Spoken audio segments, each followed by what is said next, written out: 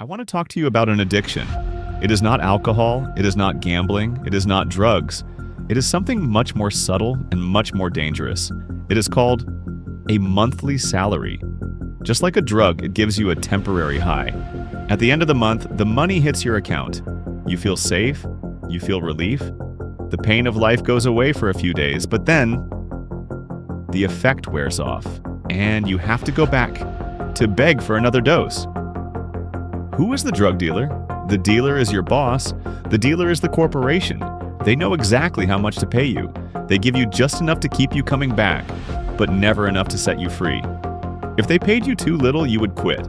If they paid you too much, you would become independent. So they keep you in the Goldilocks zone, sedated, comfortable, and trapped. Look at a bird in a cage. If you feed it every day at the same time, it forgets how to hunt.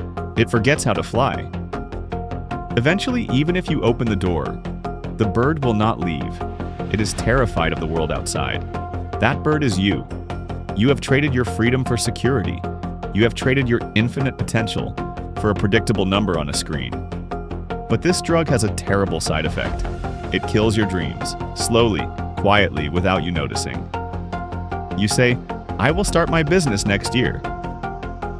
I will write my book when I have more savings." But next year never comes, because the addiction to comfort is stronger than the desire for greatness.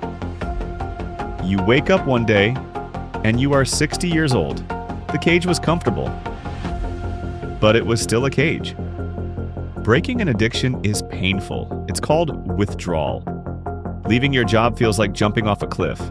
You will feel fear. You will feel uncertainty. You will doubt yourself. But that fear is the only sign that you are alive. You have two choices today.